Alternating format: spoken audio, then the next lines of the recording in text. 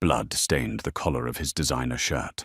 But Ronald Callahan, the city's most feared alpha, wasn't thinking about the rival cartel he had just dismantled. He was staring at a crumpled ultrasound photo left on his penthouse floor, realizing the broken Omega he loved was carrying his heir and running. Kalen Hayes sat on the cold marble floor of the master bathroom, his trembling fingers clutching the plastic stick. 2 pink lines.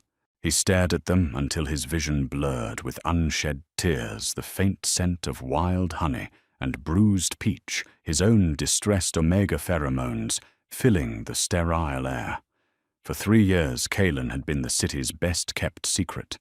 To the criminal underworld, Ronald Callahan was a ghost, a lethal alpha who controlled the docks, the politicians, and the illicit trade flowing through the veins of the city. To Kalen, Ronald was the gravity that kept him grounded, but also the pressure slowly crushing his ribs. Ronald had saved Kalen from a trafficking ring at 19, but salvation had quickly morphed into possession. Ronald housed him in a sprawling $20 million penthouse at the residences at the Ritz-Carlton, draped him in Cartier, and guarded him with heavily armed men. But Ronald never claimed him. No bite mark marred the smooth, pale skin of Kalen's scent gland. A claim is a weakness, Ronald had told him once, his voice a low rumble of thunder that tasted of cedar and petrichor. It tells my enemies exactly where to aim. Kalen pressed a hand to his flat stomach. A baby. An alpha's pup. In a normal pack, this would be cause for celebration. In Ronald's world, a child was leverage, a target. The heavy mahogany door to the bedroom clicked open, and the sudden overwhelming scent of rain-soaked cedar flooded the room.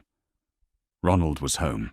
Kalen panicked, shoving the pregnancy test deep into the trash bin beneath a pile of discarded tissues.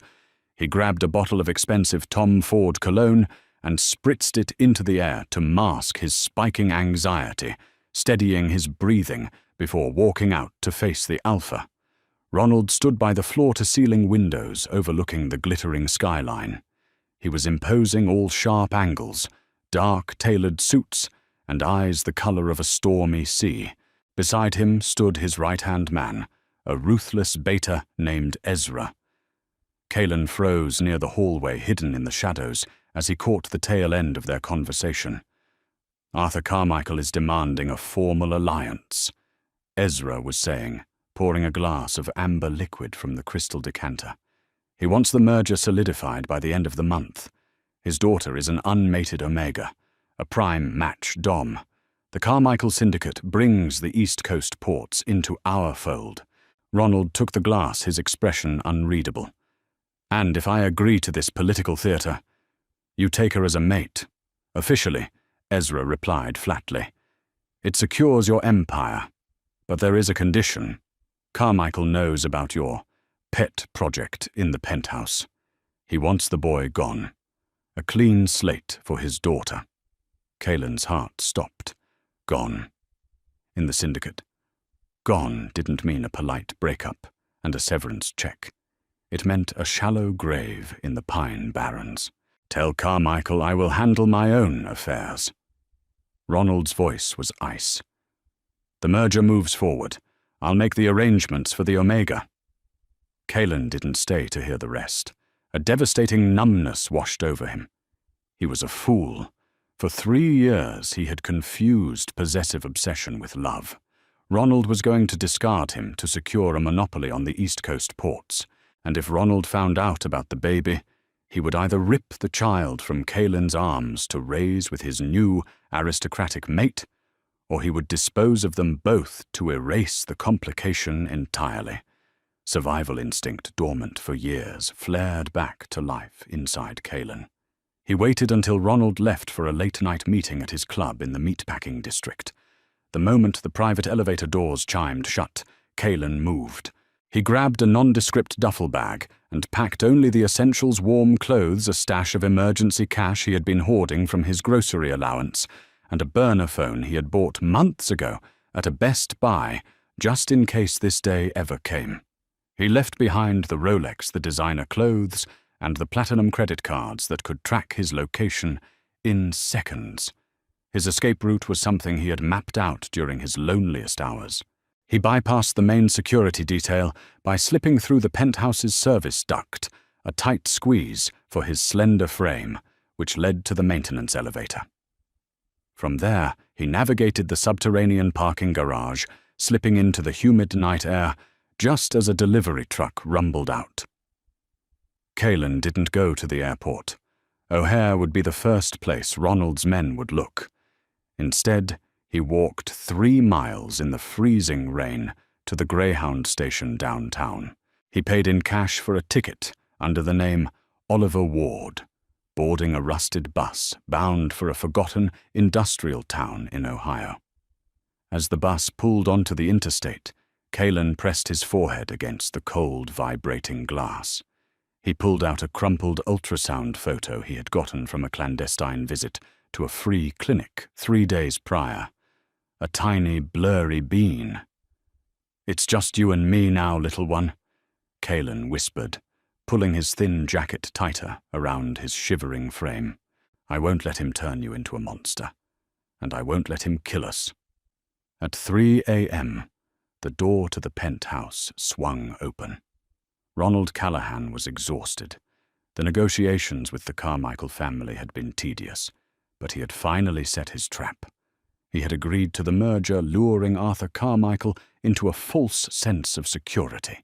Tomorrow night, Ronald planned to slaughter the Carmichael hierarchy, seize the East Coast ports by force, and eliminate the only threat keeping him from doing what he truly wanted, marking Kalen and making the Omega his undisputed, untouchable equal. He had the ring in his pocket, a flawless, custom-cut diamond that he had spent 6 months designing. "Kyle!" Ronald called out, loosening his silk tie. The penthouse was dead silent. Usually, Kalen would be curled up on the velvet sofa, a book in his lap, the soft, sweet scent of honey welcoming Ronald home. But tonight, the air was stale. Straining his heightened senses, Ronald caught it, the faint, acrid undertone of fear and distress, masked poorly by cheap cologne. Panic and emotion Ronald hadn't felt since he was a bruised child fighting for scraps in the gutters, clawed at his throat. He tore through the penthouse. The bedroom was empty. The closets were undisturbed, save for a missing pair of worn jeans and an oversized sweater Kalen loved. Ronald's breath hitched. He stormed into the master bathroom, his eyes scanning the immaculate space. That was when he saw it. Overturned in the wastebasket, buried under tissues, was a plastic stick with 2 bright pink lines. Ronald's hands shook, actually shook as he pulled it out. Pregnant. His Omega was pregnant. A ferocious, possessive roar ripped from his chest, shattering the heavy silence of the penthouse. He turned his boot, catching on a small, crumpled piece of glossy paper that had fallen behind the vanity. He smoothed it out. An ultrasound. Baby Hayes, 8 weeks. Kalen hadn't just run. He had run while carrying their child. Ezra. Ronald's voice boomed through the communication channel on his phone, sounding less like a man and more like a feral beast. Lock down the city. The airports, the train stations, the toll booths, every camera, every street corner. If anyone touches a hair on his head, I will burn this entire city to the foundation. By dawn, Ronald's empire was entirely mobilized. The criminal underworld was in chaos. Rival gangs locked their doors, terrified by the sudden violent surge of Callahan's enforcers tearing the city apart. But Kalen was a ghost. He hadn't used a credit card. He hadn't pinged a cell tower. 4 days passed. Ronald didn't sleep. He barely ate. The lethal alpha, a man who once ordered executions without blinking, was deteriorating. He sat on the floor of Kalen's closet, surrounded by the Omega's lingering scent, his head buried in his hands. He was brought to his knees by the overwhelming silence of an empty apartment. Meanwhile, 300 miles away, in a grimy, flickering Motel 6 off Interstate 90, Kalen was fighting his own battles. The morning sickness was brutal. Without an alpha's pheromones to soothe the pregnancy, Kalen's body was rejecting the stress. He huddled over the stained porcelain toilet, retching until his throat bled. He was exhausted, terrified, and running out of the suppressants he needed to hide his scent. Desperation forced his hand. He pulled his hood up and walked through the sleet to a nearby Walgreens. He needed prenatal vitamins and stronger scent blockers. His cash was dwindling, and the items were expensive. Standing at the register, the cashier, a bored teenager, scanned the items. "That'll be $42. Kalen counted his cash. $38. Panic flared. He dug into the hidden pocket of his duffel bag. His fingers brushed against something hard and metallic. An emergency prepaid debit card Ronald had forced him to take a year ago, insisting it was only for life-or-death situations. "If I use it, he'll know Kalen thought his heart hammering against his ribs. But if I don't get these vitamins and blockers, my scent will spike. Local alphas will smell an unmarked, pregnant Omega. I'll be a target." Weighing the immediate danger against the distant threat, Kalen swiped the card. Approved. The register beeped. Kalen grabbed the plastic bag and bolted out the door, breaking into a sprint back to the motel. He had to pack. He had to leave within the hour. The ping would register in Ronald's system. Back in the penthouse, Ronald was staring blankly at a map of the tri-state area, when Ezra burst through the oak doors, a tablet in his hand. "We got a hit," Ezra said, slightly out of breath. "A prepaid card tied to a dummy shell corporation you set up. It was used 3 minutes ago." Ronald shot up his chair, crashing to the floor. The dead, hollow look in his eyes vanished, replaced by the terrifying, focused, predatory gaze of an alpha who had just caught a scent. "We're a Walgreens in Toledo, Ohio. Store number 4822 on Main Street." "Prep the jet," Ronald ordered, grabbing his holster and strapping his custom Glock 19 to his chest. "Get a strike team ready. We leave in 10 minutes. "Dom, wait." Ezra hesitated. "If he ran for a reason. If you go in there guns blazing, you might push him further away, or worse, hurt the pup." Ronald paused, his jaw clenching so hard his teeth groaned. He looked down at the crumpled ultrasound photo he had taped to the inside of his wrist, right over his pulse point. "I'm not going to hurt him," Ronald said, his voice dropping to a dangerous, vibrating whisper. "I'm going to bring my family home. And God help anyone who stands between me and that motel door." By the time Kalen had thrown his few belongings into his duffel bag and zipped it shut, the sound of heavy helicopter blades began to chop through the stormy sky above the motel. The windows of his cheap room rattled. Kalen froze, staring at the flimsy wooden door. Through the cracks, he saw the flashing of headlights cutting through the sleet. 4 black SUVs surrounded the perimeter. Then he smelled it. Cutting through the smell of cheap motel bleach and wet asphalt was the overwhelming, suffocating scent of rain-soaked cedar and dark thunder. Ronald had found him.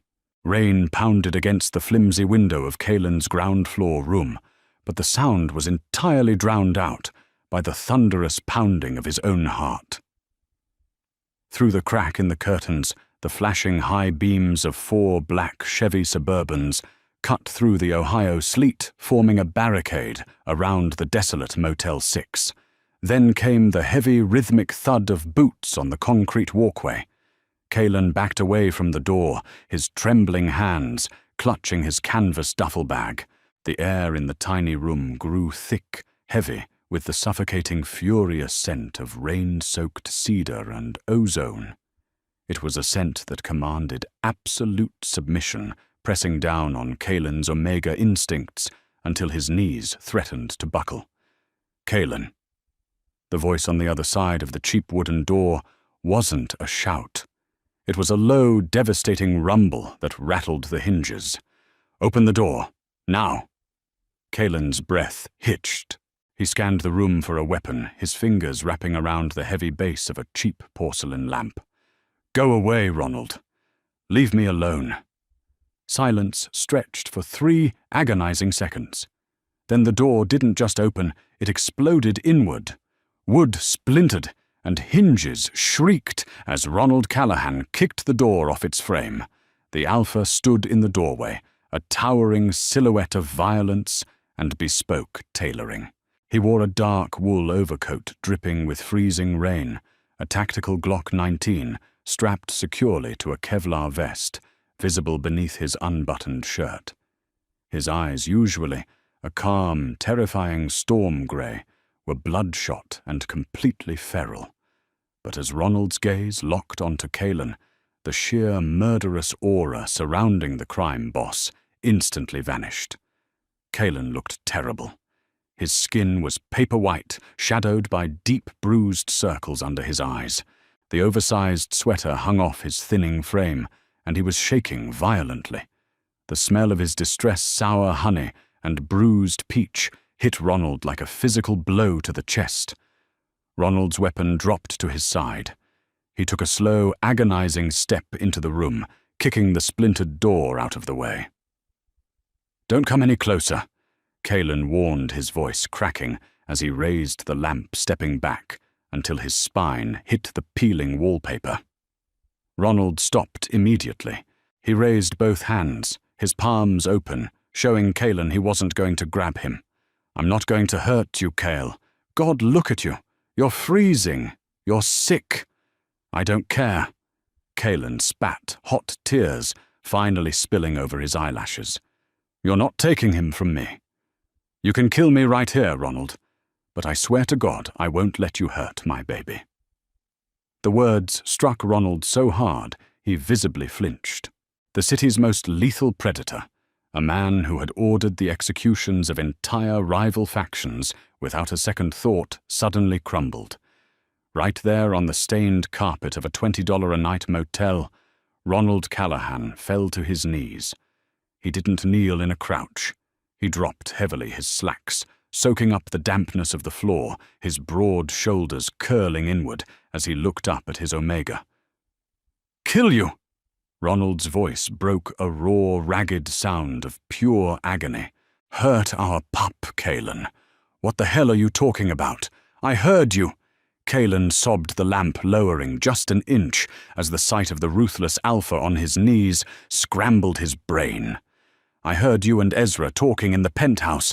Arthur Carmichael wanted me gone so you could marry his daughter and merge the syndicates. You told Ezra you were going to handle the arrangements. I knew what that meant, Dom.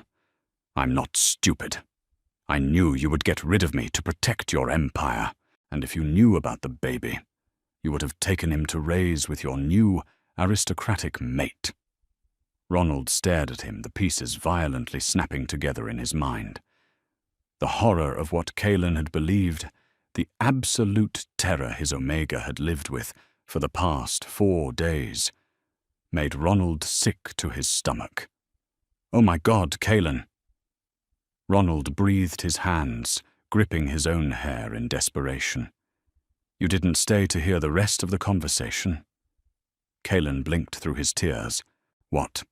"I agreed to the merger, to lure Arthur Carmichael and his entire executive board into the same room," Ronald said, his voice trembling with a ferocious intensity. "I didn't marry his daughter, Kaelin. 2 nights ago, while you were running from me, I locked the doors to the Cipriani banquet hall and slaughtered the entire Carmichael hierarchy." Kaelin gasped, the lamp slipping from his fingers and crashing to the floor. "I wiped out his syndicate." Ronald continued, his eyes blazing with a mix of devotion and madness. "I took the East Coast ports by force so that no one could ever demand I give you up again. I was clearing the board so I could finally give you this." Ronald reached into his coat pocket with a trembling hand and pulled out a small velvet box. He flipped it open, revealing a breathtaking custom-cut diamond ring that caught the flickering neon light of the motel sign outside. "I bought it 6 months ago," Ronald confessed, staring up at the stunned Omega. "I never claimed you, Kaelin, not because you weren't good enough. Because a bite is a beacon. If my enemies saw my mark on you, they would know you were my only weakness. I was trying to build an empire, vast enough, safe enough, that when I finally bit you, no one would dare look your way. I didn't want to discard you. I wanted to make you my husband." Kaelin's knees gave out. He slid down the wall, his hands flying to his mouth as harsh, breathless sobs wrecked his body. He had run. He had risked everything, nearly starved himself, slept in freezing terminals, all because of a misunderstood conversation. Ronald crawled across the stained carpet, closing the distance between them. He didn't crowd Kaelin, but reached out gently, wrapping his large, warm hands around Kaelin's freezing ankles. "I am so sorry I made you feel like you were disposable," Ronald whispered, pressing his forehead against Kaelin's knees. "You are my entire world, Kaelin. And this baby." Ronald's voice hitched as he looked at Kaelin's flat stomach. "This baby is the greatest thing I will ever have. Please, let me take you home." For the first time in days, Kaelin let down his guard. He reached out his trembling fingers, tangling in Ronald's dark hair. The Alpha let out a shuddering breath, instantly burying his face in Kaelin's neck, inhaling the sweet, distressed scent of honey and flooding the room with his own soothing, protective cedar pheromones. "Dom," Kaelin wept finally, surrendering to the exhaustion. "I've got you," Ronald swore, wrapping his massive arms around the Omega and lifting him off the floor with effortless ease. "I'm never letting you out of my sight again." But as Ronald turned toward the shattered doorway to carry Kaelin to the SUV, the night erupted. A deafening crack split the air, and the motel window shattered inward, raining glass over the carpet. Ronald's instincts flared instantly. He spun, shielding Kaelin with his own body, just as a high-caliber bullet tore through the drywall where Kaelin had been standing seconds before. "Get down!" Ronald roared, tackling Kaelin into the narrow space between the bed and the bathroom wall. Outside, the chaotic staccato of automatic gunfire erupted. Ezra's voice boomed over the tactical radio clipped to Ronald's vest. "Boss, we have a massive problem, Carmichael loyalists. They tracked our mobilization grid when we scrambled the jets. We're pinned down." Kaelin pressed his hands over his ears, screaming as drywall exploded above them. The room was filling with plaster dust and the acrid smell of gunpowder. Ronald didn't hesitate. His eyes were cold, calculating the vulnerable lover replaced entirely by the lethal syndicate boss. He drew his Glock, his body covering Kaelin completely. "Look at me," Ronald commanded, his hands cupping Kaelin's face. "Look at me, Kyle. I'm going to get you out of here. Do you trust me?" "Yes," Kaelin sobbed, gripping the lapels of Ronald's coat. "Wait until I draw their fire, then crawl into the bathtub. It's cast iron. It will stop the bullets." Before Kaelin could protest, Ronald surged upward. He didn't just fire blindly, his movements were terrifyingly precise. 3 rapid shots rang out, followed by the sickening thud of bodies hitting the pavement outside. Ronald moved toward the door, drawing the heavy barrage of gunfire away from Kaelin's hiding spot. Kaelin scrambled into the bathroom, throwing himself into the grimy tub and curling into a tight ball, his hands protectively covering his stomach. The gunfight outside was a war zone. Ronald's enforcers, armed with military-grade weaponry, were tearing the remaining Carmichael loyalists apart. But there were too many blind spots. As Ronald reloaded, stepping out from the cover of the splintered doorframe to secure Kaelin's extraction path, a lone surviving gunman rounded the corner of the ice machine. Kalen peered over the edge of the tub just in time to see the flash of the muzzle. Ronald jerked violently backward as a bullet caught him in the seam of his tactical vest, right where the Kevlar met his shoulder. Blood sprayed against the motel wall, dark and heavy. "Dom!" Kalen screamed. The Alpha didn't fall. Driven by sheer, unfathomable adrenaline and the primal need to protect his pregnant mate, Ronald absorbed the impact, raised his weapon, and put 2 bullets through the gunman's chest. The man dropped dead instantly. Only then did Ronald stagger, clutching his shoulder, as dark blood spilled over his fingers, staining his pristine white shirt. The gunfire outside abruptly ceased, replaced by Ezra's shouts as his men secured the perimeter. Kalen scrambled out of the tub, uncaring of the glass digging into his knees, and threw himself at Ronald. "You're bleeding! Oh God, Dom, you're bleeding so much!" Ronald leaned heavily against the vanity, his face pale, but he managed a strained, bloody smirk. "Takes more than that to kill me, sweetheart." "Ezra, we need a medic!" Kalen shrieked toward the door, pressing his bare hands hard against Ronald's tearing wound to stem the blood flow. For the next 3 hours, Kalen lived in a terrifying blur. They were rushed to a private airstrip, loaded onto Ronald's Gulfstream, and flown directly back to New York. Kalen refused to leave Ronald's side, letting his sweet Omega pheromones flood the cabin to keep the Alpha's heart rate steady, while Liam, the Syndicate's private trauma surgeon, dug the bullet out over the skies of Pennsylvania. 2 days later, Kalen stood by the floor-to-ceiling windows of their New York penthouse. The city below was calm, a stark contrast to the violence they had just survived. The sound of a cane tapping against the hardwood floor made him turn. Ronald walked slowly into the room, his left arm bound tightly in a sling, his chest wrapped in thick white bandages. He looked exhausted, but his storm-grey eyes were clearer, warmer than they had been in years. "You shouldn't be out of bed," Kalen scolded softly, moving quickly to help the Alpha navigate toward the velvet sofa. "I couldn't wake up in an empty bed again," Ronald murmured, letting Kalen guide him down. With his good arm, Ronald wrapped Kalen around the waist and pulled him onto his lap. Kalen went willingly, careful of Ronald's injuries. He rested his head against Ronald's uninjured shoulder, breathing in the scent of cedar that finally felt like home instead of a cage. "The Carmichael threat is entirely neutralized," Ronald said, quietly, his hand resting softly over Kalen's stomach, his thumb stroking the fabric of Kalen's shirt. "Ezra finished the sweep this morning. There is no one left to challenge us. No one left to hurt you." Kalen looked up, meeting Ronald's gaze. "You don't have to hide me anymore." "I don't want to hide you," Ronald said, his voice dropping to a gravelly, reverent whisper. "I want the whole damn world to know who you belong to and who I belong to." Ronald gently brushed Kalen's collar aside, exposing the pale, unblemished skin of his scent gland. Kalen's breath hitched a deep, instinctual shiver running down his spine. He tilted his head back, offering himself entirely.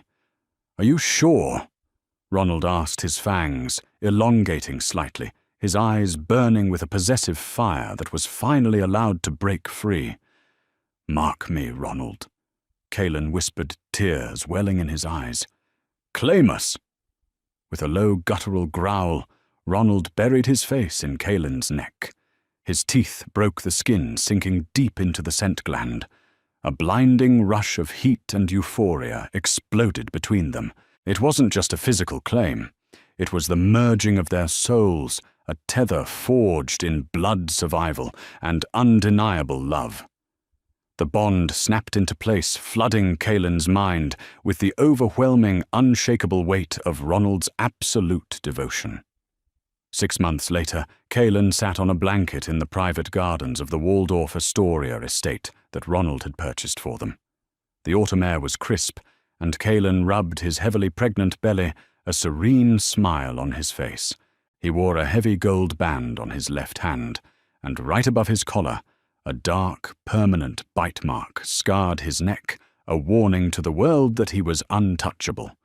Ronald walked across the grass, holding 2 cups of decaf coffee from Starbucks, his bespoke suit tailored perfectly to accommodate the slight stiffness that remained in his shoulder. He sat beside his husband, pressing a tender kiss to Kaylin's claiming mark, before leaning down to press his ear against the swell of Kaylin's stomach. "He's kicking!" Ronald rumbled his eyes, softening with a kind of joy the underworld would never understand. Kaylin smiled, running his fingers through the alpha's dark hair. The city's most lethal predator had been brought to his knees by a broken omega and a plastic stick with 2 pink lines, and as Ronald looked up at Kaylin completely and utterly at peace, he knew he wouldn't have it any other way. Wow, what a roller coaster of danger, devotion, and drama. Did you expect Ronald to go to those terrifying lengths just to clear the board for Kaylin?